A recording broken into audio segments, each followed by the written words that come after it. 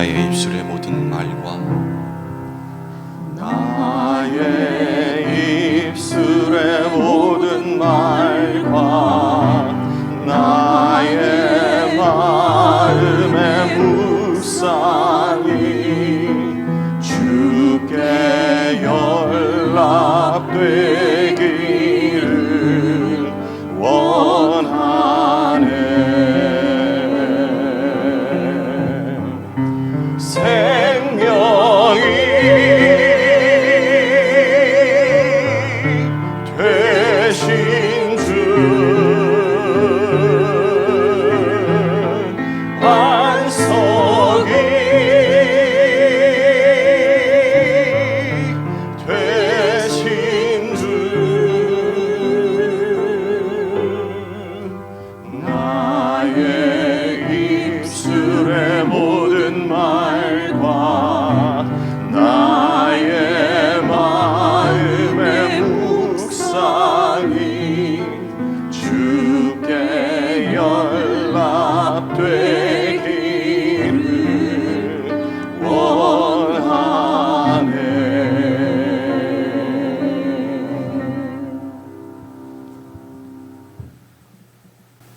주님, 나의 입술의 모든 말과 우리 마음속의 묵상이 주께 연락되기를 원합니다.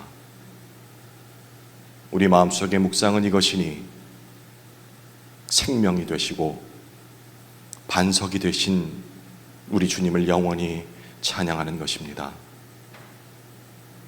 이 시간 예배자로 모인 우리 모임 중에 성령님 임재하셔서 우리의 입술을 주장해 주시고 우리 마음속에 있는 모든 묵상이 주께 온전히 연락되는 기쁨의 예배로 우리를 인도하소서.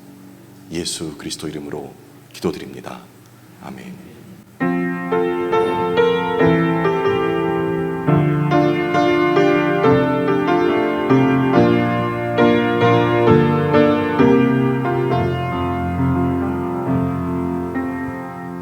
세상은 들리고 사람들은 변하여도 나는 주를 섬기리. 주님의 사랑은 영원히 변하지 않네. 나는 주를 신뢰해.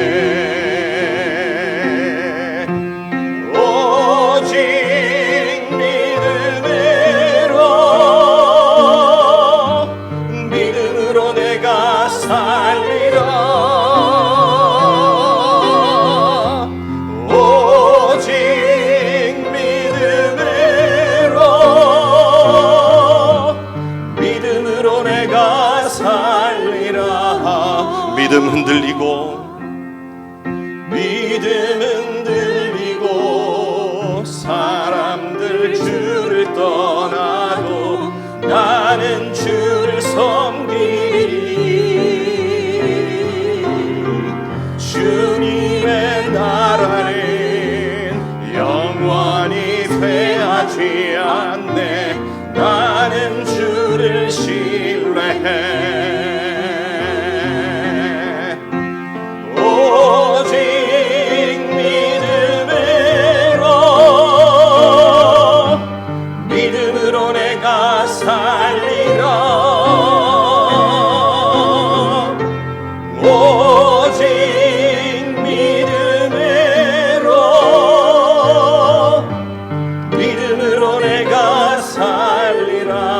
오직 의인은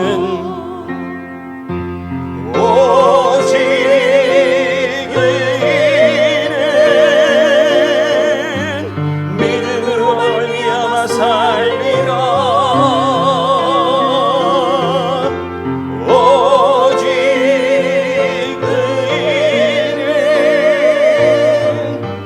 믿음으로 말미암아 살리라.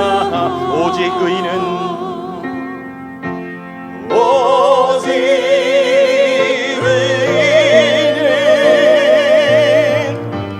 믿음으로 말미암아 살리라.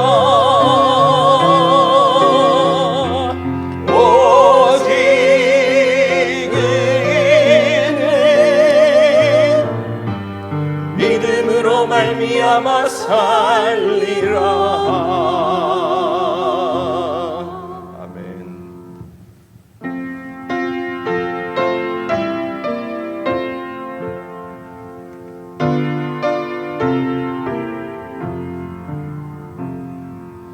나의 믿음 약할 때에 주가 붙드네. 마귀 나를 꿰일 때에 주가 붙드네. 나를 붙드네. 나를 붙드네. 사랑하는 나의 주 나를 붙드네. 우리 구주 아니면 서지 못하네. 나의 사랑 식을 때 주가 붙드네.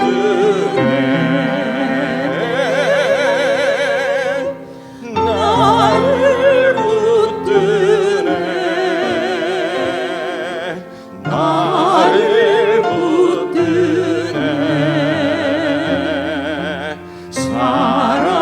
사랑하는 나의 주 나를 붙드네. 나를 귀히 모시고 항상 붙드네. 구원 얻은 사랑을 항상 붙드네.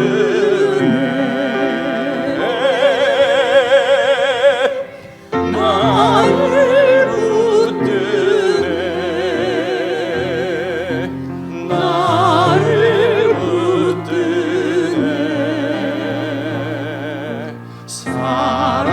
사랑하는 나의 주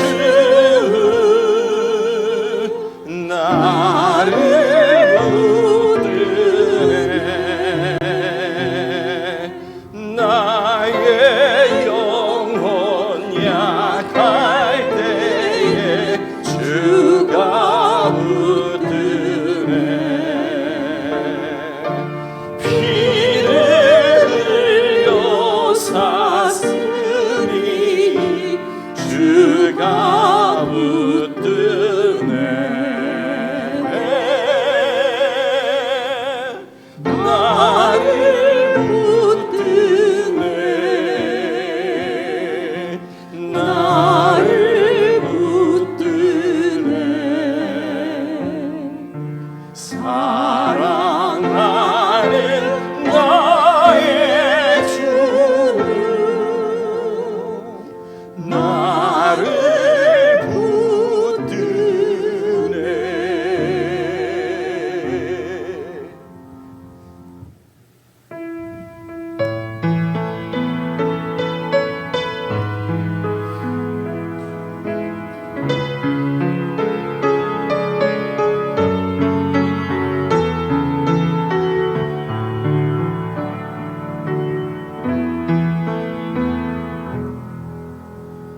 주발 앞에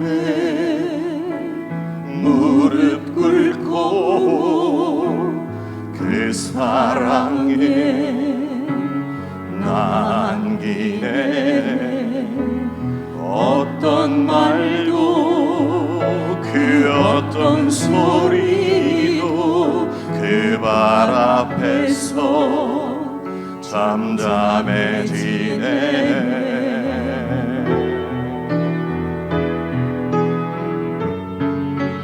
주 나의 사랑 그 발 앞에 앉아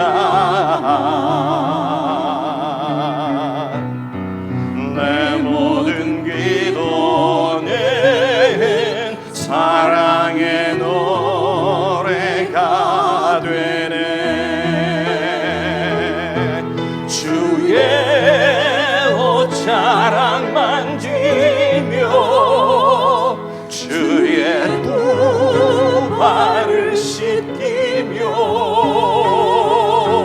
주님 그 발에 입 맞추며 나의 왕관을 놓으리 주의 옷자락 만지며 주의 두 발을 씻기며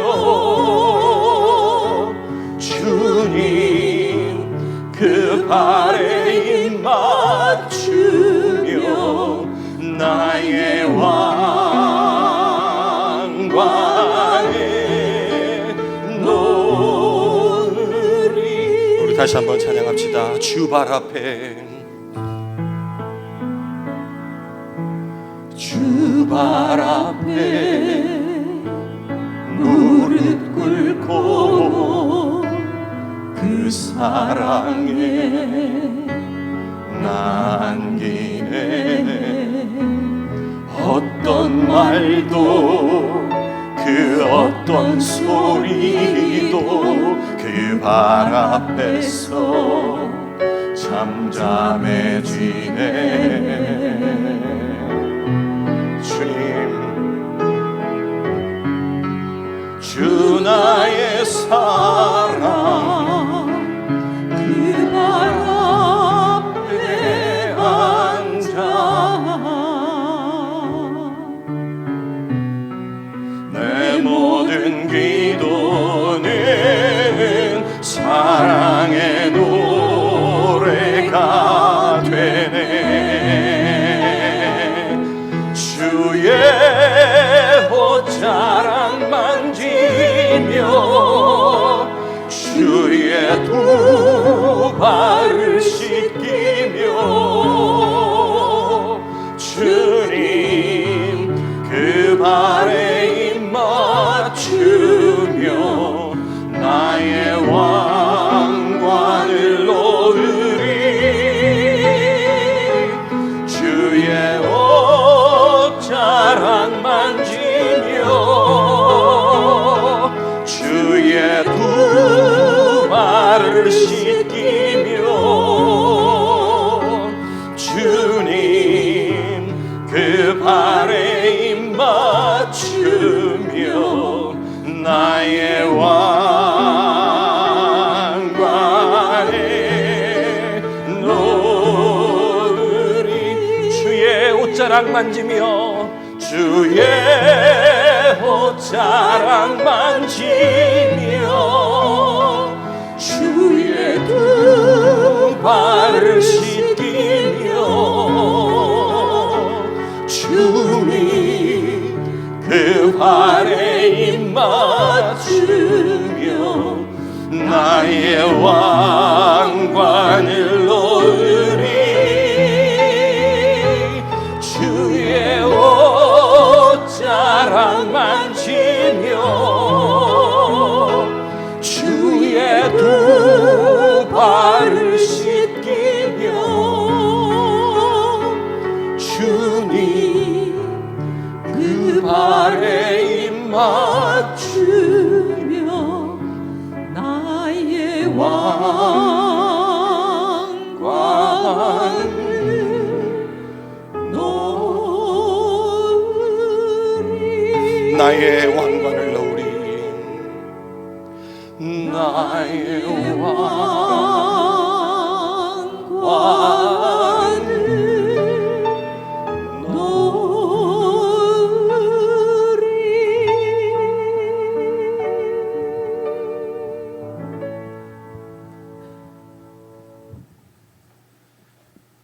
이 시간에 우리 기도합시다.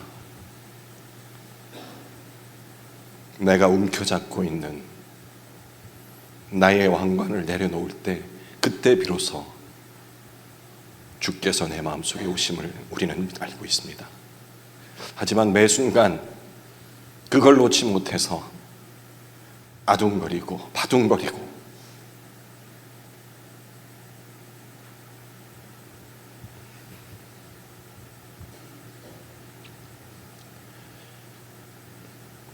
주 발 앞에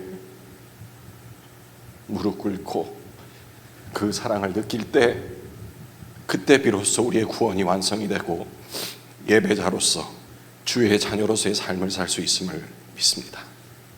이 시간 예배자로 모인 우리가 함께 찬양을 드렸듯이 우리 마음속의 묵상을 온전히 올려드릴 때 이 시간 성령께서 임재하실 줄 믿습니다. 우리 입술을 열어서 함께 기도하시겠습니다.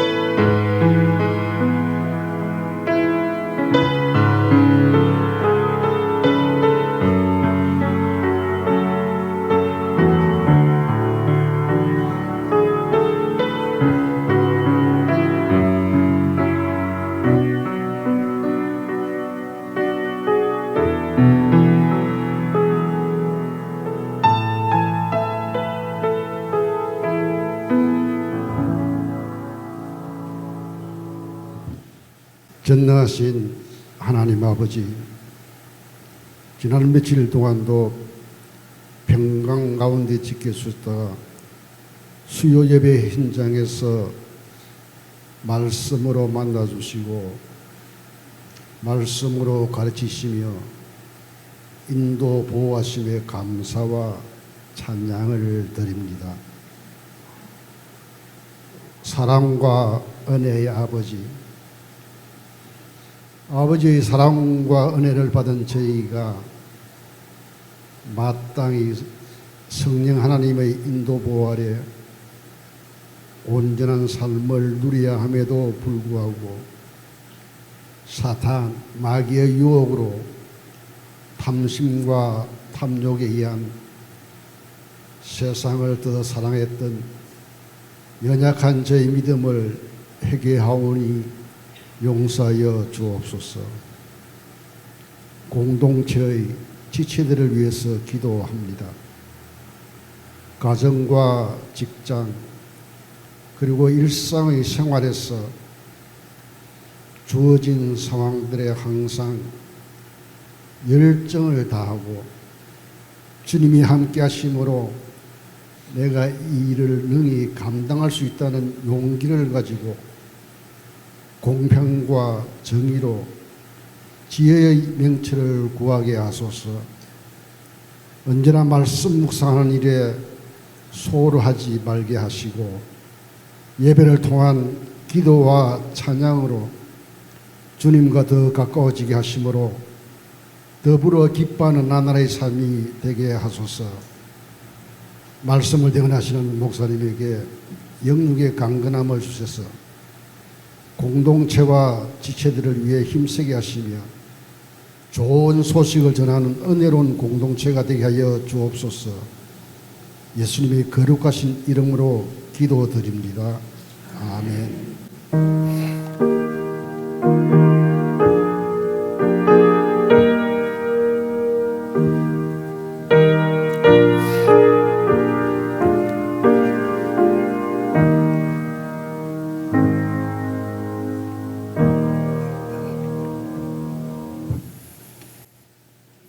반갑습니다. 반갑습니다. 네. 너무 울어가지고 그죠? 웃으면서 인사하기가 조금 머쓱하긴 한데 또 우리 우는 게 또 슬퍼서 우는 건 아니니까 그죠? 감동해서 그 감동 그대로 가지고 우리 말씀 속으로 들어가 보도록 하겠습니다. 오늘 함께 해보실 본문은 갈라디아서 3장 11절에서 14절까지 말씀입니다. 갈라디아서 3장 11절에서 14절. 갈라디아서가 많지가 않아서요, 6장밖에 안 된 데서 사도행전 찾으시고 그 다음에 고린도 전후서 다음에 있습니다. 3장 11절에서 14절까지 말씀입니다.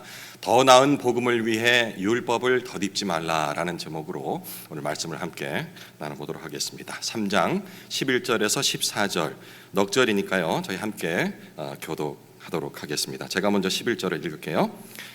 또 하나님 앞에서 아무도 율법으로 말미암아 의롭게 되지 못할 것이 분명하니 이는 의인은 믿음으로 살리라 하였습니다. 율법은 믿음에서 난 것이 아니니 율법을 행하는 자는 그 가운데서 살리라 하였느니라. 그리스도께서 우리를 위하여 저주를 받으신 바 되사 율법의 저주에서 우리를 속량하셨으니 기록된 바 나무에 달린 자마다 저주 아래 있는 자라 하였습니다. 이는 그리스도 예수 안에서 아브라함의 복이 이방인에게 미치게 하고 또 우리로 하여금 믿음으로 말미암아 성령의 약속을 받게 하려 함이라. 아멘. 갈라디아서는 여러분들 잘 아시다시피 사도 바울이 갈라디아 지역에 있는 교회에 보낸 편지들을 모아놓은 그런 글이 되겠습니다. 이 갈라디아는 당시 로마 제국의 종주된 주, 그런 속국, 국은 아니죠. 지역이었습니다. 지금으로 말하면 튀르키예도 어색하죠.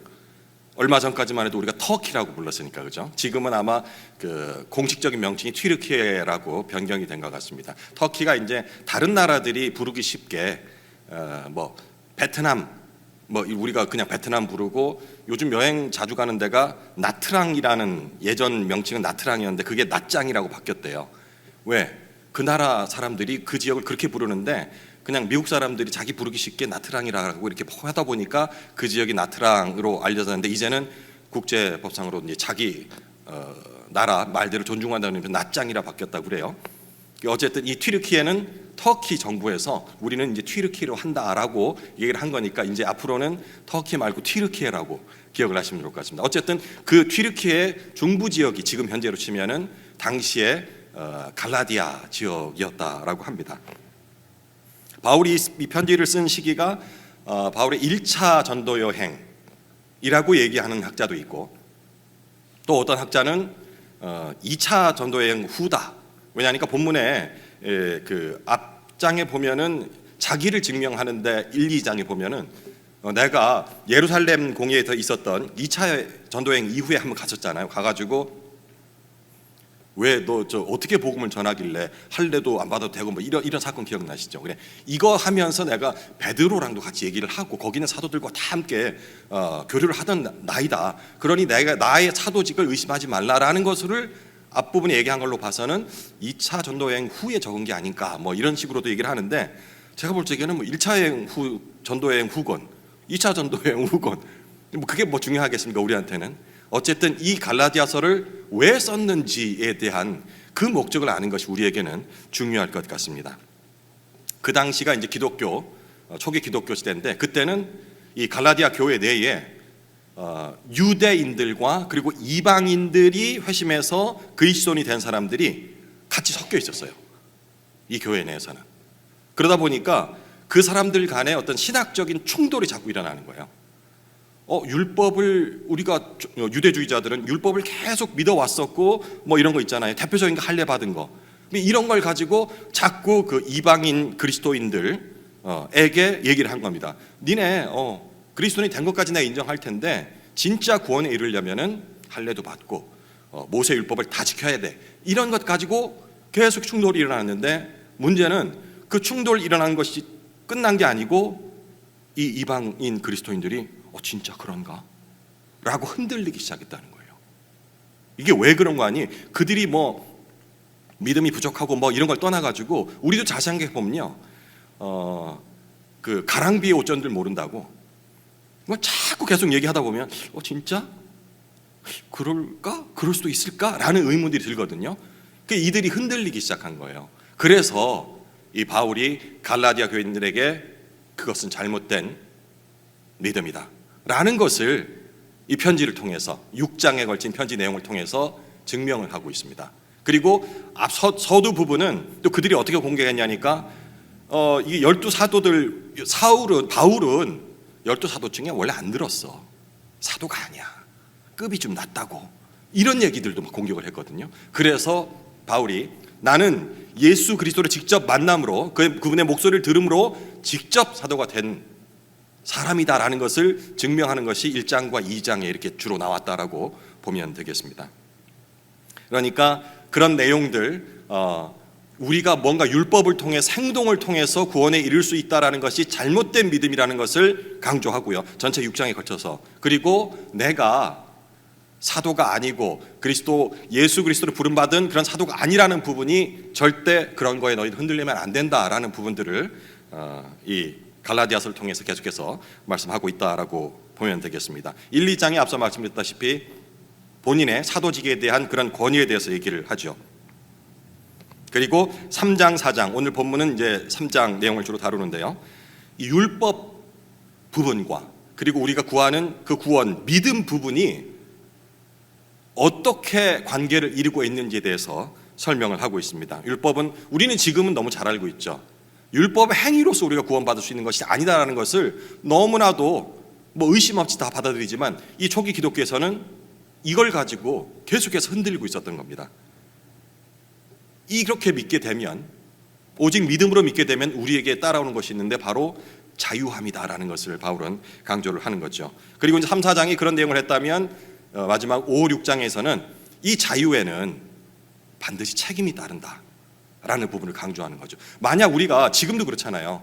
예수를 믿음으로 우리가 구원을 받는다, 이것으로 그냥 끝을 내고서는 내 행동의 자유함을, 그 선을 넘어버린 행동들을 많이 하거든요. 이 부분에 대한 얘기가 5장과 6장에 나와 있다라고 생각하시면 되겠습니다. 오늘 본문의 앞장인 2장 그 후반부에 보면은 구원받으려면 도덕적 노력이나 율법을 그만 의지하고, 거기는 직접적인 표현은 율법에 대하여 죽고라고 바울은 표현을 했습니다. 그러니까 율법을 더 이상 그렇게 의지하지 말라라는 얘기를 하는 거죠. 그러면 그걸 의지하지 말고 무엇을 따라야 하는가? 그리스도께서 이루신 일, 최우선적으로는 십자가에 달려서 우리의 죄를 대속해 주셨다라는 그 사실을 신뢰함으로써, 신뢰가 바로 믿는다는 얘기겠죠. 거기서 구원이 출발한다라고 얘기를 합니다. 이 부분을 이해하는 것이 왜 중요하냐면은 율법에 의지한다라는 내용을 우리가 상상해 보면 그래 이렇게 먹을 거 안 먹고 뭐 하고 이런 개념이 아니고요. 율법은 어떻게 누가 하는 겁니까? 주체가. 율법을 준 분은 하나님이다. 모세를 통해서 이렇게 줬다라고 할 수 있지만 그것을 행하는 사람, 대답을 했네요. 행하는 사람이 이것을 행하거든요. 그러니 율법을 의지한다는 것은 결국 어떻게 가냐면 내 열심, 내 행동으로 결국 이룬다는 것입니다. 그러면은 하나님과 상관이 없어진다는 거예요. 결국 잘못된 구원관으로 이어지는 거죠. 이게 바로 유대주의자들, 기존 유대인들이 갖고 있었던 믿음입니다. 내가 뭔가를 해서, 그리고 하나님께서 참 잘했어 라고 칭찬에 대한 보답으로 구원을 이룰 수 있다라는 그 생각들, 이건 이단입니다. 감히 그래도 이스라엘 민족인데 유대 민족을 이단이라 할 수 있어? 아니, 저는 유대 민족을 얘기하는 게 아니고 그런 생각을 갖고 있다면 유대 민족뿐만 아니고 이스라엘뿐만 아니고 그 누구라도 이단이 되는 겁니다. 내 열심으로 구원을 얻을 수 있다면 이 부분이 중요하다는 것이죠. 하지만 그런 율법을 내려놓고 예수 그리스도를 신뢰한다면, 그분이 하신 말씀과 그분이 보이신 행동들을 신뢰를 하게 되면은 우리 행동의 동기가 완전히 새로워지게 됩니다. 이 부분이 찾기 좀 어려울 수 있어요. 결국은 그런 행동 아니야 라는 부분인데, 제가 이제 바울 서신들을 이렇게 쭉 이렇게 공부를 해보니까 이제 조금 이렇게 뭔가 이 바울 사도가 얘기하려고 하는 그 굵은 줄기가 이거구나 라는 게 조금씩 이제 알 것 같아요. 근데 아주 깊이 있게 들어가지 못하고 그냥 겉으로 읽으면은 자꾸 혼동이 되는 거예요. 구원 받았다 해놓고 구원 이룰 것이다 그러고, 양자가 됐다 해놓고 양자가 되어갈 것이다 그러고, 여기서 예수를 믿음으로 우리가 될 수 있다 했는데 또 이제 뭐 성화의 단계를 또 거쳐야 되는 듯이, 그러면 결국 행동 아니야? 율법을 지키는 건 뭐가 달라? 라는 그런 의문이 드는데, 이 부분을 해결하게 되면 그런 어렵게 느껴지는 부분들이 다 통일성 있게 이어지더라고요. 비유들은 다 조금씩 다르지만 오늘 최대한 한번 그걸 제가 이해한 대로 한번 설명을 한번 해보겠습니다. 이 행동의 동기가 완전히 새로워진다는 것은 구원을 얻기 위해서 지키는 율법이 아닌 감사함에서 나오는 자발적인 실천을 얘기하는 겁니다. 그러니까 결국 행동한다는 얘기 아니야 이렇게 생각하실 수 있는데, 이 차이가 뭔지 자꾸 계속해서 질문해 보십시오. 내가 밥을 먹는데 안 먹으면 혼나니까 먹는 것과, 내가 지금 밖에 나가서 놀아야 되는데 무슨 일을 해야 되는데 했을 적에 아이들 많이 그렇잖아요. 억지로 엄마가 밥 먹으라 안 먹는데 너 이거 너 축구하려면 힘이 있어야 되잖아 뭐 이러면은 또 밥을 후다닥 먹어요. 밥 먹는 것 자체는 다르지가 않습니다. 그런데 거기에 자발적이고 자유함이 있느냐, 이 차이 부분을 계속해서 바울은 얘기를 하는 것 같아요. 율법, 너희가 아무리 열심히 지키고 정말 혀꽉 깨물고 이건 해야지 한다고 해서 거기에 있는 모든 율법을 과연 인간이 지킬 수 있는 것인가? 라는 부분을 계속해서 지적을 하고 있는 것이죠. 그리고 이 갈라디아 교회에서 혼동이 됐던 부분, 복음으로, 이 복음이라는 것은 예수 그리스도께서 전하신 말씀이 되겠죠. 이 복음을 믿음으로 구원을 받는 것으로 끝나는 것이 아니고, 이 복음으로 인하여서 우리가 성장이 반드시 따른다. 이 성장을 유대주의자들은 율법이라고 얘기를 하는 거고, 바울은 율법이 아니고 내가 받은 감사함으로 인해서 자연적으로 나오게 되는 현상이다라고 얘기를 하고 있는 겁니다. 뭐 이게 용어는 좀 어렵습니다. 칭의 뭐 이런 얘기 들어보셨죠? 의롭다 칭함을 받는다. 이건 이해가 될 거예요. 그리고 성화라는 부분. 성화는 여러분들 어떻게 이해를 하고 계십니까? 성화가 뭐예요? 물어보면은 성스럽게 돼가는 거. 뭐 이 정도 설명할 수 있을까요? 근데 거기까지만 얘기하면요. 그러니까 성스럽다 하는 것은 하나님을 닮아간다 뭐 이런 식으로도 해석을 할 수가 있겠죠. 근데 이 말 뉘앙스에 보면은 뭔가 내가 이렇게 해서 간다라는 의미가 자꾸 내포가 되기 때문에 상당히 어려운 부분입니다. 행위적인 것이 뒤따라야 될 것 같은 그런 느낌적인 느낌 때문에 자꾸 혼동이 되는 거예요. 분명히 예수님이 하나님의 아들이시고 그분이 우리 주라 시인함으로 구원을 얻는다 했는데, 그런 최종 구원에 이르기 위해서는 우리가 성화의 단계를 거쳐야 된다니 장난해? 외부 바깥의 사람들이 아니 예수만 믿으면 된다고 왔더니 말이야 또 하나씩 이렇게 해야 돼, 행동은 어떻게 해야 되고 사랑을 해야 되고, 결국은 뭐 이것만 하면 된다 해가지고 왔는데 계속 이걸 하게 하네 라고 그들이 이해를 하는 부분이 내가 자체가 이해가 없기 때문에 그래요. 이거는 그렇게 해야지 이루어진다가 아니고 내가 그것을 온전히 신뢰하기 때문에 자연스럽게 이어지는 행동인 거예요. 그러니 부담 가질 필요가 없죠. 그런데 만약에 율법으로 인해서 우리가 뭔가를 이룰 수 있다 한다면, 앞서 말씀드렸다시피 아무리 자기 의지가 강하고 자기 관리가 충실한 사람이라 할지라도, 소위 말해 겉으로 보기에 믿음이 좋다 하는 사람일지라도 거기에 있는 율법을 인간은 온전히 지킬 수가 없습니다. 그럼 뭡니까? 구원 못 받는 거잖아요.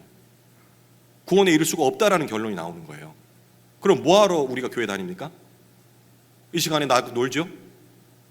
근데 우리는 구원을 받을 것이라는 확신을 가지고 우리의 시간을 드리고 물질을 드리고 정성을 드리고, 그리고 예수 그리스도께서 내 이웃을 사랑하라는 명령을 따라서, 명령하신 그 명령을 따라서 나 가진 것 없지만 이웃과 나누고 힘든 지체를 봤을 적에 위로하는 거 아닙니까? 그렇잖아요.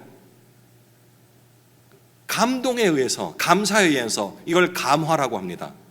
예수 그리스도를 진정으로 믿게 되면 우리가 감화됩니다. 감동을 받아 변화가 됩니다. 이것과 율법은 행동적인 면에서 누구를 구제하고 뭐 이렇게 똑같아 보일지 몰라도 목적이 다른 거예요. 그죠? 이거를 이해를 하셔야지 바울이 계속 이랬다 저랬다 하는 것처럼 들리는 말이 이것만 하면 된다 해놓고 왜 다른 자꾸 조건을 걸지? 라는 부분이 해결이 되는 겁니다. 3장 오늘 본문 이후에 보면 26장에서 4장 20절까지의 그 말씀은 입양의 비유를 들어요. 제가 일부러 따로 이렇게 읽지 않은 것이 얼마 전 로마서 강의할 적에도 말씀을 드렸었죠. 저는 이제 양자라는 얘기를 드렸어요. 처음에 설명할 때 얼마나 힘든지 저도 이렇게 좀 확 구체화되질 않아가지고 느낌은 오는데 어떻게 설명할지 했는데 한 3번 얘기하면서 저도 확실하게 이제 얘기가 됐어요. 여기는 이제 입양이라는 개념 비슷하죠, 그죠? 예, 입양되었다 하는 부분들이 하나님의 가족으로 들어간다는 건데 입양됨과 동시에 하나님 가족이 되는 건 맞습니다. 하지만 그 가족의 모든 정서와 문화 그리고 그 가장의 어떤 그 신앙이랄까요? 이런 것들을 본받아가는 것은 분명히 과정이 필요한 거예요. 그렇기 때문에 그 과정을 거쳐야지 된다라고 얘기하는 것. 이 개념을 이해한다면 바울이 이 여러 서신서에서 계속 여러 가지 비유를 들여서 말하는 부분들이 혼동되지 않고 할 수 있습니다. 이미 받았다 했는데 이걸 또 다시 또 받기 위해서 열심히 해야 된다라는 부분들이 혼동되지 않는다는 그런 말씀이 되겠습니다. 하나님의 의와 구원에 대해서 바울이 계속해서 얘기를 하는데 이 부분들이 선명하게 우리한테 와닿는 것이죠. 오늘 그 3장 1절에서 3절에 보면은 바울은 갈라디아 그리스도인들이 이교에서 그리스도께로 돌아온 그런 과정들을 다시 한번 짧게 얘기를 합니다. 제가 한번 읽어볼게요. 어리석도다 갈라디아 사람들아, 예수 그리스도께서 십자가에 못 박히신 것이 너희 눈앞에 밝히 보이거늘 누가 너희를 꾀더냐. 바울은 갈라디아 교인들이 마치 예수 그리스도께서 십자가에 못 박히시는 것을 직접 본 듯이 지금 얘기를 해요. 여기 너희 눈앞에 밝히 보이거늘 이랬잖아요. 그런데 이들은 직접 봤습니까? 아니잖아요. 그 이후 사람이잖아요. 그런데 밝히 보이거늘이라고 얘기를 했는데 이렇게 표현한 것은 여기에 바울이 생각하고 있는 그 신앙의 그 철학들이 분명히 보입니다. 기준들이 뭔가 하니 이들이 전해진 말씀을 듣고서 이미 알고 있다, 알고 있는 것과 본 것은 동일하다라는 그런 개념을 여기서 도입을 하는 거예요. 이해가십니까? 나는 들어서 나 듣기밖에 못했는데 봤어? 아니 보지는 못했는데 듣긴 들었지. 이 부분이 신뢰, 믿음으로 가게 된다면 듣는 것으로 믿음으로 본 것이 된다는 겁니다. 우리가 예수님께서 그 제자들에게 새로운 정체성을 하나 주셨다라고 말씀을 드렸던 게 있죠. 증인 공동체. 이런 얘기 들어보셨죠? 우리 역시 증인입니다. 무엇에 대한 증인입니까? 예수 그리스도께서 우리를 대신해서 십자가에 돌아가셨다라는 것을 본 증인. 들었어요. 이게 아니고 들어서 그걸 내가 믿음으로 눈으로 본 것과 똑같은 보았다라고서 고백할 수 있는 증인 공동체가 된다라는 얘기입니다. 로마서 10장 17절에 이 개념을 정확하게 설명을 하고 있습니다. 제가 읽어볼게요. 그러므로 이거 다 아시는 구절이에요. 그러므로 믿음은 들음에서 나며 들음은 그리스도의 말씀으로 말미암았느니라. 그리스도의 말씀을 들음, 이것은 곧 믿음이고 내가 믿음게 된 것은 듣는 것으로 끝내는 것이 아니고 아는 것으로 끝나는 것이 아니고 내가 직접 눈으로 본 것으로 생생히 우리에게 다가온다라는 그런 얘기가 되겠습니다. 그렇게 그리스도인들은 예수님에 대해서 그저 아는 사람이 아닌 십자가에 달린 것을 직접 우리 눈으로 목격한 사람들입니다. 여기서 봤다라는 말이 무슨 말씀인지 아시겠죠? 말씀을 들음으로 우리가 그분을 인격적으로 만나게 되는 순간 우리는 더 이상 아는 것이 아닌 본 사람이 본 것이 된다라는 그런 말씀이 되겠습니다. 이걸 어렵게 풀어놓으면 신학이 되는 거고 우리가 굳이 모든 사람이 다 신학을 공부할 필요는 없잖아요. 근데 이 얘기입니다. 보지도 않았는데 어떻게 믿어? 내가 그 말씀을 들음으로 믿게 되면서 직접 내 눈앞에서 그 광경들이 펼쳐지는 그런 놀라운 일들이 우리 안에 역사하는 겁니다. 그리고 그분의 죽음 자체만이 아니라 우리를 위한 죽음임을 깨닫게 될 때 아까 말씀드렸다시피 우리가 감동을 넘어서 감화를 받게 되는 겁니다. 감화를 받게 되면 어떻게 됩니까? 성화의 단계에 이릅니다. 누가 시켜서가 아닌 벌 받지 않기 위해서가 아닌 나 정말 천국 가고 싶어서 천국 가지 말 그런 소망을 가지면 안 된다는 얘기가 아니고 그냥 단순히 지옥은 너무 무서우니까 벌 안 받으려고 이런 소극적인 그런 신앙이 아닌 정말 적극적인 실천하고 싶은 하지만 그걸 함으로 내 시간이 없어지고 새벽에 나올라 해보세요. 여기 새벽기도 나오시는 분도 계시지만 내 시간을 하나님께 드려야 돼요. 내가 쭉 해오던 게 있잖아요. 내 건강을 위해서 그 시간에는 뭘 해야 되고 아니면 젊은이들 같으면 나의 발전을 위해서 그 시간에 영어 회화를 좀 더 해야 돼요. 그렇잖아요. 그들이 뭐 하나님 싫어서 그런 얘기 안 하죠. 내가 더 훌륭한 사람이 돼서 주를 드높이리라. 주의 영광을 온 세상에 드러내리라. 돈 많이 벌려는 사람 이유는 뭐예요? 그 돈으로 복음 사업 하겠다는 거예요. 전혀 틀린 말이 아니잖아요. 그런데 그렇게 하려면 내 신앙이 커야 되는데 하나님께 물론 시간을 뭐 맨날 예배당 와서 살아라 이런 개념이 아닙니다. 내가 구별하여서 드리고 있는지라는 부분을 항상 질문을 해야 하는 겁니다. 바울은 이어진 2절에 3장 2절입니다. 이러한 사실을 갈라디아 교인들에게 다시금 일깨워줍니다. 제가 읽을게요. 내가 너희에게 다만 이것을 알려고 하니 너희가 성령을 받은 것이 율법의 행위로냐? 율법으로 받았어?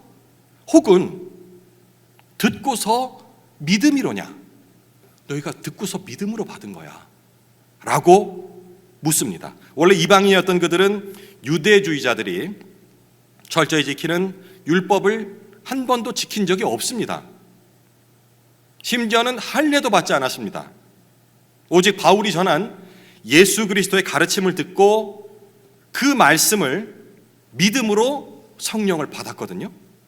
그런데 왜 다시 율법을 마치 행해야지 이제 비로소 그 성령이 온전해지고 더 강건해지고 결국엔 구원에 이를 것인 것처럼 생각하느냐라고 꾸짖고 있는 겁니다.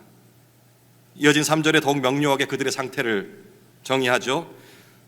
너희가 이같이 어리석으냐? 성령으로 시작하였다가 이제는 육체로 마치겠느냐? 오늘 예배 시작 전에 성경 구절을 이렇게 띄워놨었는데 바로 이 구절이에요.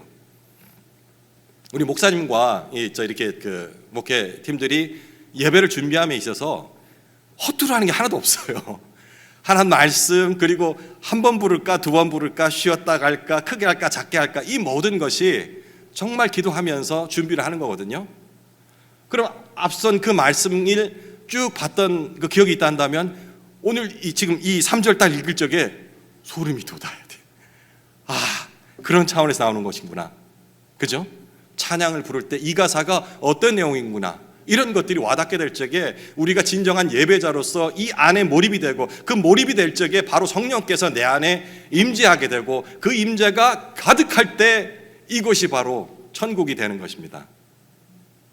죽어서 가는 곳이 아닌 이미 시작된 천국을 맛보는 사람과 죽어야 갈 수 있다라고 믿는 사람과 누가 행복한 사람일까요? 여기서 이제 육체라는 것은 뭐 율법을 얘기하겠죠. 인간의 노력 이런 것들을 얘기한다 생각할 수 있습니다. 제가 오늘 이 말씀의 제목을 더 나은 복음을 위해 율법을 덧입지 말라라고 정한 이유가 바로 이 구절 때문이었습니다. 제가 이게 초등학교 국민학교입니다. 저희 다닐 적에 초등학교에 다닐 적에는 이런 수업이 있어요. 예전에 한번 말씀드린 기억도 있는데 서예 수업을 받는 그런 수업이 있었거든요. 아마 이제 그 전인교육 차원에서 이렇게 여러 가지 문화적인 그런 교육들도 인문학 비롯해서 이런 것들을 해라라고 아마 정부의 지침이 있었기 때문에 아마 만들어졌던 것 같은데 지금은 찾아볼 수가 없죠. 왜냐하면 전인교육이 목표가 아니고 입시가 위주가 되기 때문에 누가 초등학교 뭐 중학교 이런 데서 이런 수업한다 심지어 뭐 체육 음악 미술 뭐 이런 수업 한 시간에 일주일에 한 2번씩 했다 이러면 난리 날걸요. 학부모회에서 정신이 있냐고 지금 우리 애 지금 망치려고 작정했냐. 그렇기 때문에 이런 수업들은 다 없는데 저희 당시에 있었습니다. 그때 이런 게 있어요. 이제 발을 정자를 알려줘요.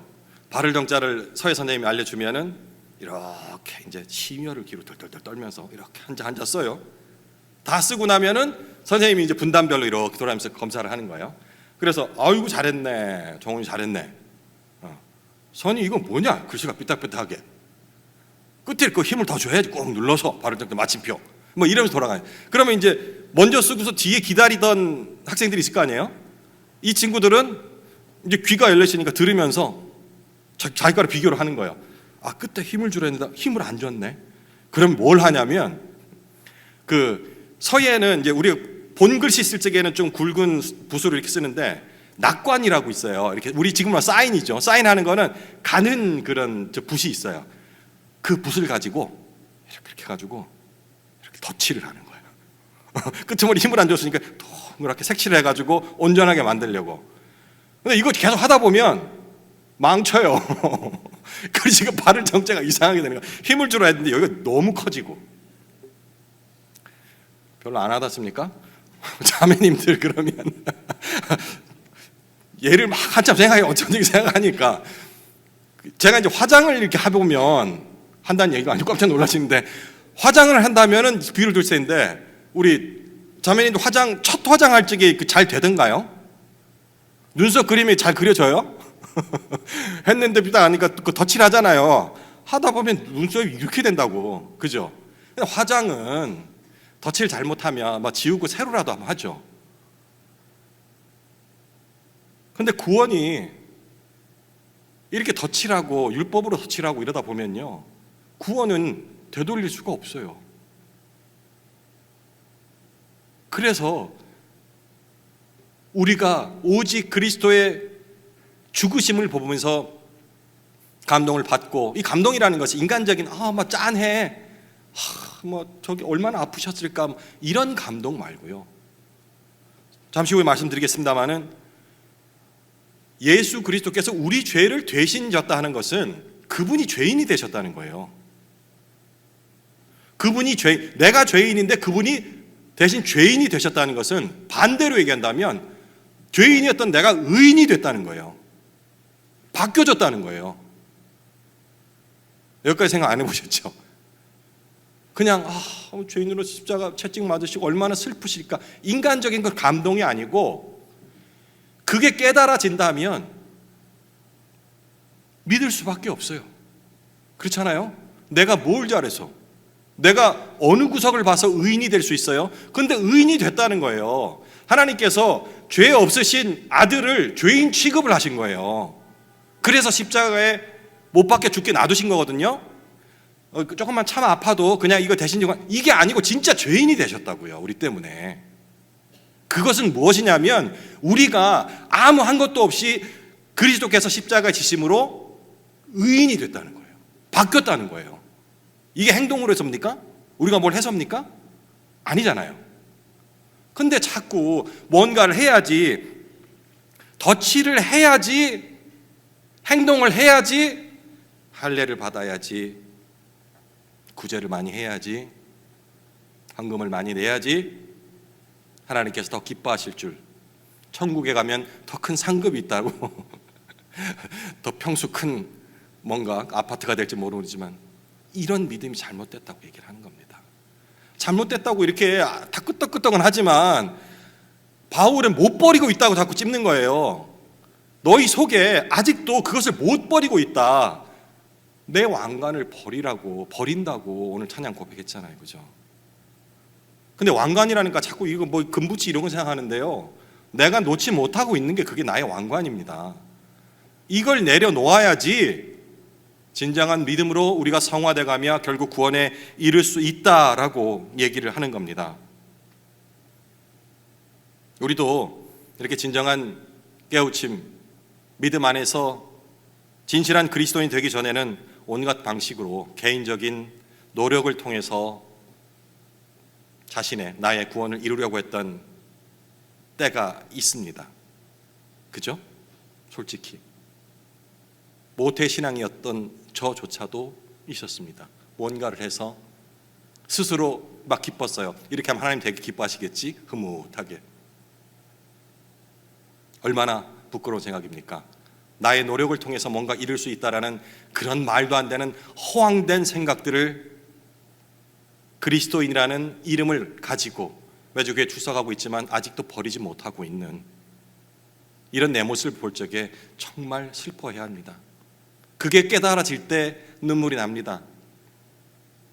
한번 깨달으면 영원한 건가요? 아니요. 우리 죄성 때문에 계속해서 회개를 해야 돼요. 첫 마음을 회복하기 위해서. 그러다 보니 오늘은 이 구절에서 하나님이 나를 만지시네,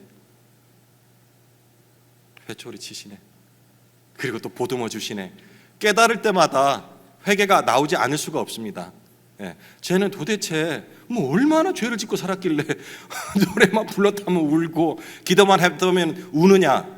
그게 아니고 그게 깨달아진다면 그때마다 바로 회개가 나오는 거죠. 꼭 눈물을 흘려야 된다 하는 얘기가 아닙니다. 진정한 회개가 나올 적에 그때 우리가 감화가 이루어지는 체험을 한다는 얘기죠. 오늘 우리가 불렀던 그 찬양, 그 가사 한번 제가 다시 읽어볼게요. 이 말씀을 가지고 다시 한번 생각을 한번 해보십시오. 주 발 앞에 무릎 꿇고 그 사랑에 나 안기네. 어떤 말로, 그 어떤 소리도 그 발 앞에 잠잠해지네. 내 행위로서는 결코 있을 수 없습니다.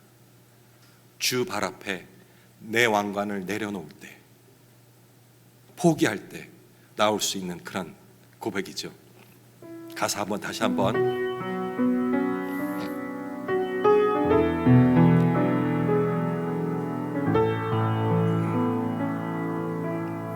주 발 앞에 무릎 꿇고 그 사랑에 안기네. 어떤 말도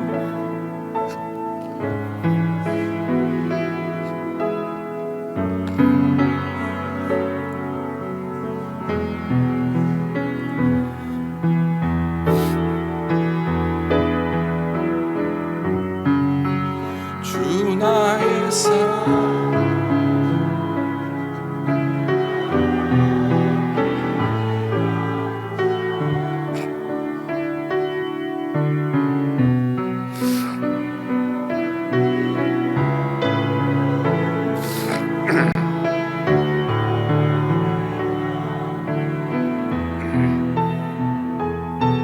주의 옷자락 만지며 주의 두 발을 씻기며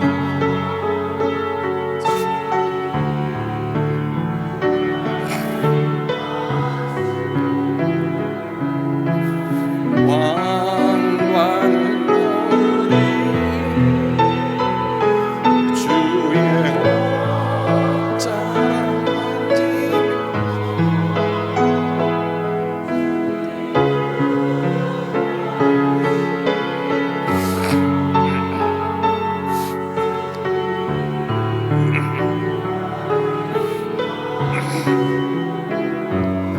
나의 왕관을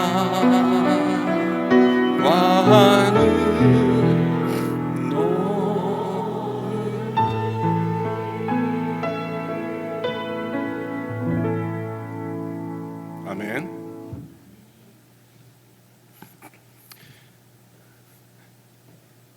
제가 이렇게 찬양을 부르면 옆에서 권사님 그래요. 아유, 울보야 좀 그만 좀 부르라고. 이거는 이 진짜 감화 아시겠죠? 설명 필요 없겠죠? 뭐 울어야 된다는 얘기가 아니고요. 누구는 너무 기뻐서 정말 환한 표정을 지으며 찬양할 수도 있겠죠. 또 누구는 내 잘못들이 다 기억이 나면서 아직도 움켜쥐고 있는 그것이 떠오르면서 회개 눈물을 흘릴 수도 있고요. 누구는 큰 목소리로 찬양을 할 수도 있고, 또 어떤 누구는 눈으로 찬양할 수도 있습니다. 너무 은혜가 돼서 자기 고백으로 크게 부르는 거예요. 그걸 왜 신경 씁니까? 내 찬양만 드리면 되잖아요.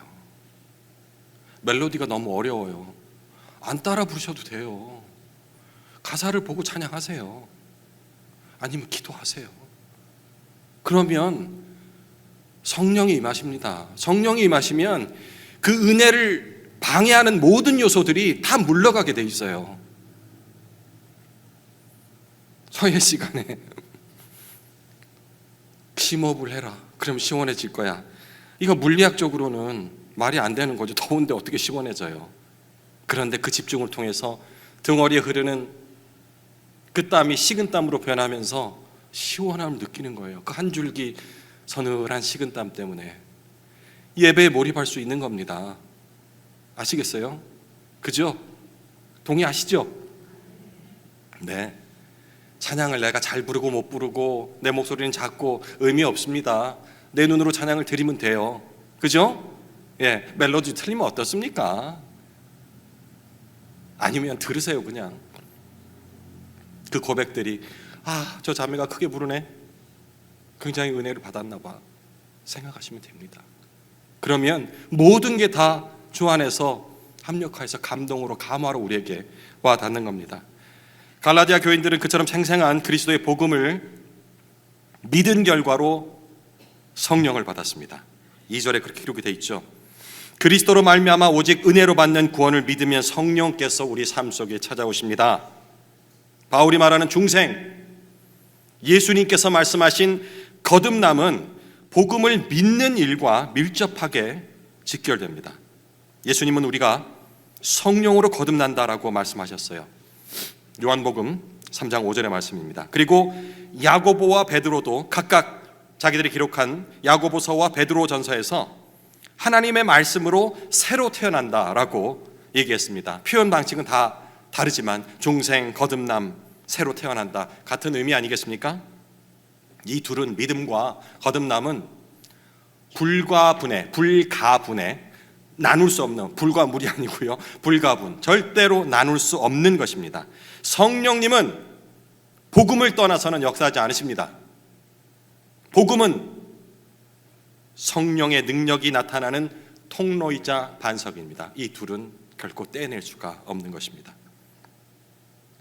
어떤 성경학자가 이런 얘기를 적어놨더라고요. 어떤 그리스도인들은 생각하기를 구원은 복음으로 받지만 성장하려면, 우리의 믿음이 성장하려면 성경의 원리들을 삶 전반에 적용해야 한다. 맞는 말 같죠, 그죠? 모순이 있어요. 자꾸 여기에 우리가 혼동이 되는 겁니다. 하지만 사실 우리는 복음으로 구원을 받을 뿐 아니라 복음을 삶 전반에 적용함으로써 성장해 나간다라는 표현이 훨씬 더 맞습니다. 이걸 또 깊숙이 설명하면 또 길어질 수 있는데, 어쨌든 뭔가 좀 다른 데까지만 이해를 하신다면 계속해서 여기에 대한 얘기들을 제가 이제 이어나가겠습니다. 이걸 바로 성화라고 합니다. 아까 말씀드렸죠. 성화가 뭐야 물어볼 적에 성화, 뭐 성스럽게 돼가는 것, 거룩해져가는 것, 이 정도까지밖에 얘기할 수 없었단다면 이 개념을 탑재를 하시면 조금 더 풍성하게 믿지 않는 사람에게, 혹은 아직 초신자들이 성화가 뭐야? 믿으면 된다 해놓고 왜 또 성화라는 걸 해야 돼? 라는 질문에 대답을 하실 수 있을 겁니다. 전할 거는 많은데 제가 찬양을 괜히 불러봤나 봐요.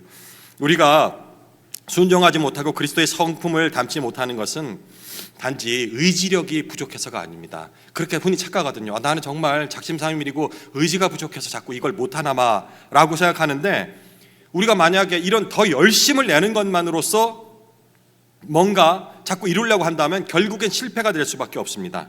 이것은 자력으로 구원을 얻으려고 하는 그런 행위이기 때문입니다. 바울은 계속 회개하면서 이것을 안 할 수 있는 방법을 제시하는데, 그것은 계속되는 회개라고 합니다. 그러니까 바깥의 사람들이 보죠. 뭐 기독교인들은 뭐만 했다면 회개한다고 그래. 그 말이 되게 좀 거부감 느껴지는 건 맞아요. 근데 어떡합니까? 그게 진실인데. 매 순간 회개할 수밖에 없는데. 왜? 우리는 의인이라 칭함을 받았지만 결코 의인이 될 수 없는 존재거든요. 하지만 그 소망을 가지고 의인이 되기 위한 그런 감사함으로써 지켜나가기 위한 회개가 일상이 되어야 되는 겁니다. 그래서 만약에 이런 기도를 드린다 하십시다. 주님, 제게 분노의 원망의 문제가 있습니다. 주님의 능력으로 깨끗하게 해결해 주옵소서. 용서할 수 있는 능력을 저에게 허락해 주옵소서. 이거 잘못된 기도입니다. 그렇죠? 아직 잘못됐다고요? 이렇게 생각하실 수 있나요?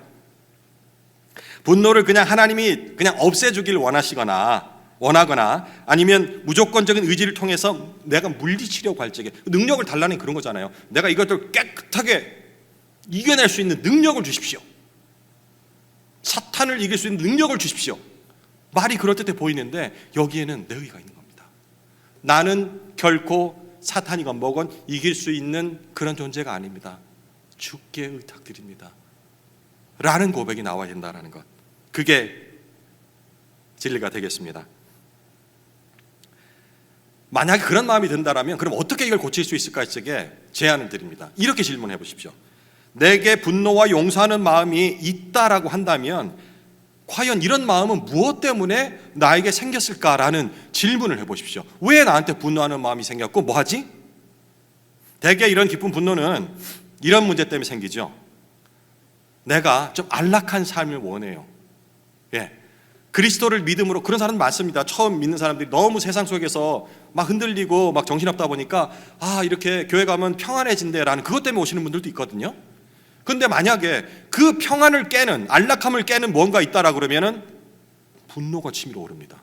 내가 어떻게 내 마음을 가라앉히고 평안을 얻고자 하는데 네가 감히 나의 평안을 깨? 여기서 분노가 나오는 거예요. 혹은 내가 타인에게 좀 인정받고 싶어요. 내 행동이나 정말 그래도 노력을 들인 거예요. 자기 시간을 들이고 돈을 들이고 해서 사랑을 베풀고 해가지고 했는데, 하고 있는데 누군가 그걸 거부하거나 그거를 막는 상황이 발생하면 또 분노가 치밀어 오릅니다. 내가 이렇게 좋은 일을 하려 하는데 왜 저렇게 사사건건 나를 거는 거야? 라는 분노. 안락, 남들이 인정해 주기 원하는 것, 이것이 극단적으로 얘기해서 나의 구주입니다. 내 왕관입니다. 이게 이루어지지 않기 때문에 분개하는 겁니다. 그러면 분개하는 마음이 든다는 것은 그거를 없애주십시오, 이길 수 있는 능력을 주십시오가 아니고 내가 뭔가 나의 구주를, 나의 왕관을 다른 것으로 삼고 있는 것이구나 하고 깨닫게 돼야 되는 거예요. 그러면 그런 기도가 안 나오겠죠. 목사님한테 그런 상담을 안 하겠죠. 제가요 진짜 목사 하신 말씀 때문에 정말 저 형제를 한번 사랑해 보려 하는데 진짜 냉정하게 한번 말씀해 보세요. 진짜 이렇게도 사랑할 수 있습니까? 라는 질문을 안 하는 겁니다. 바로 그게 나오죠. 내 마음속에 이런 게 있었네요. 인정받고 싶어하는 마음, 그리고 나를 아무도 안 건드렸으면 하는 마음이 있는데 자꾸 건드리니까 걸린다는 생각에서 분개가 나오는 것이군요 라는 얘기가 나오는 겁니다. 이제 그 3장 5절 이후로는 아브라함 예를 나오는데요, 이것도 설명을 좀 하면 참 좋을 것 같은데 어제 저녁에 잠깐 해봤는데 너무 길더라고요. 이것까지 하면은 안 될 것 같아서 오늘은 이 아브라함의 의에 대해서 설명하는 부분은 따로 설명을 하지 않겠습니다. 그러니까 기본적으로 안다는 것은 유대주의자들, 그들을 부끄럽게 하려고 그들의 조상은, 믿음의 조상 아브라함이라 알고 있잖아요. 그래서 아브라함의 경우를 들어오는데 핵심은 이겁니다. 아브라함도 율법으로 믿음의 조상이라 의롭다 칭을 받은 게 아니고 그냥 믿음으로 의로움을 받은 거야. 그러니 우리가 말하는 그 믿음이랑 아브라함의 믿음이랑 다른 것이 아니야라는 그런 취지로 설명을 계속하고 있습니다. 그리고 이제 9절, 10절에 9절에는 아브라함을 믿음이 있는 사람으로 정의를 하고요. 그리고 10절에는 이와는 반대되는 사람이 있다는 것을 설명을 하는데 바로 율법에 속한 그런 사람들이죠. 9절, 10절을 제가 한번 읽어볼게요. 그러므로 믿음으로 말미암은 자는 믿음이 있는 아브라함과 함께 복을 받느니라. 아브라함 역시도 그 율법을 위한 그게 아니고 아브라함과 같은 그런 복을 받을 것이라 인정을 했어요. 그 유대주의자한테. 그리고 10절, 무릇 율법 행위에 속한 자들은 저주 아래에 있나니 기록된 바 누구든지 율법책에 기록된 대로 모든 일을 항상 행하지 아니하는 자는 저주 아래에 있는 자라 하였음이라. 제가 정리를 한번 해볼게요. 이게 짧게 한번 정리를 해보겠습니다. 이게 뭐냐니까 율법 행위에 속한 자들은 저주 아래에 있다라는 것이 뭐냐면 결국은 저주의 아래에 있을 수밖에 없다라는 내용이 아까 잠깐 말씀드렸던 율법을 우리가 온전히 지킬 수가 있습니까? 없죠? 혹시 나는 대충 할 수 있는데요? 없습니다. 그러니 그 율법을 제대로 지키지 못한 사람 마음속에는 어떤 마음이 있을까요? 항상 찝찝하죠. 그죠? 예, 감동에서 나온 나의 죄가 깨달아지는 것이 아니고 그 율법을 기준으로 했을 적에 오늘도 기도 30분 이상 하려고 했는데 못했어. 이런 죄가 계속해서 그 사람을 누르는 겁니다. 그래서 무릇 율법에 행한 행위에 속한 자들은 저주 아래에 있다. 결코 저주 밖으로 나갈 수가 없다. 왜? 구조 자체가 왜? 율법을 온전히 행해야지 하나님의 사랑을 받는다라고 믿고 있으니 율법을 당연히 지키지 다 못할 테니 너희는 항상 스스로 그 저주 안에 갇혀 있을 수밖에 없다라는 얘기를 지금 하고 있는 겁니다. 바울은 그래서 이방인들과 함께 있었던 그리스도인들 안에는 자유함이 있었는데 그들이 우리 자유함들을 없애려고 한다라고 로마서에도 얘기를 했던 것이고요. 나는 율법을 지켜 구원을 받을 수 있다고 말하는 사람은 이거 각오를 해야 됩니다. 율법의 명령을 직접 내가 대면할 그런 각오, 이거 상당히 쉽지 않습니다. 그죠? 뭐 큰 것들은 지켜야 하는데 그 세부적인 것까지 들어가면은 결코 지킬 수 없다라는 것. 따라서 율법의 행위로 구원받은 사람은 객관적으로 항상 저주에 있을 수밖에 없다라는 그런 내용들이 여기 적혀 있게 되는 겁니다. 비판에 과민해지고 시기하고 나보다 잘하는 사람에게 기가 죽게 되는 것도 역시 그런 율법의 기준으로 바라볼 적에 우리에게 보여지는 그런 내용들이 되겠습니다. 말씀을 한번 마무리 지어보겠습니다. 그러니까 우리가 예수 그리스도께서 십자가에 못 박혀 죽으셨다라는 부분들을 알고 있지 않습니까? 그런데 아까 제가 말씀드렸어요. 이 안다는 것은 본다는 것이고, 그리고 그것이 궁극적으로 예수 그리스도 죄 없는 하나님의 독생자 아들이 죄를 대신해서 짐으로, 아니 그거보다 더 확실하게 인정하십시오. 죄인이 되셔서, 여기 그렇게 돼 있어요. 예. 죄인이 되셔서 대신 지고를 훨씬 더 깊이 있게 들어가는 거죠. 죄인이 되셔서 돌아가심으로 우리가 어떤 신분을 얻었습니까? 의인이 됐다는 겁니다. 결코 우리는 의인이 될 수 없는 그런 신분이지만 단번에 예수 그리스도께서 죄인이 되심으로 우리를 대신해서 그 신분을 우리에게 주셨다라는 사실, 이 부분을 알아야 됩니다. 그리고 그 의를 이루어가기 위한 성화 단계를 우리는 살아내야 하는데 그 단계는 율법으로서는 절대로 이룰 수 없는 것이라 라는 얘기가 되겠습니다. 그 의를 의존하다 보면 결국은 자기 의에 빠지게 되며, 자기 의에 빠지게 되면 하나님의 의와는 전혀 상관없는 사람이 된다라고 생각하면 되겠습니다.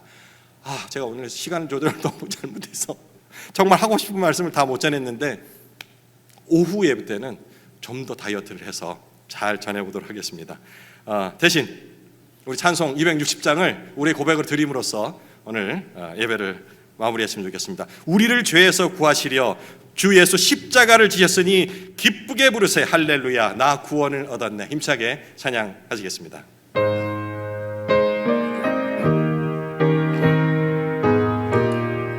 조금만 더 빨리 부를까요? 사람이 일어나다 힘을 합하여 이 세상 모든 마귀들 다쳐서 이 찬송인가요?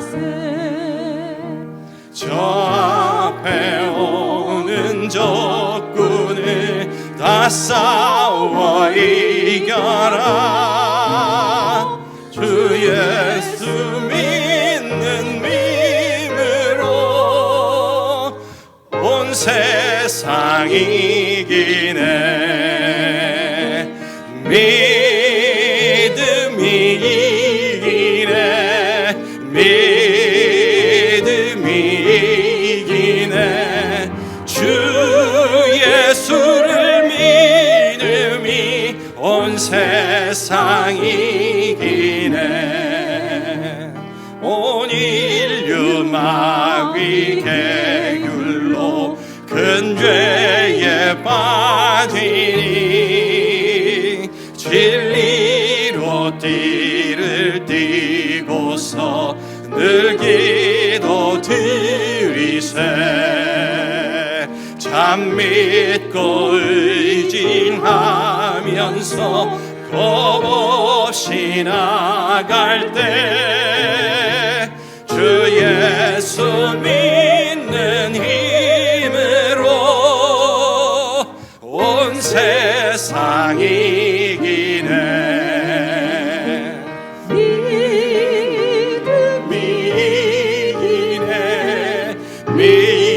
믿음이 이기네.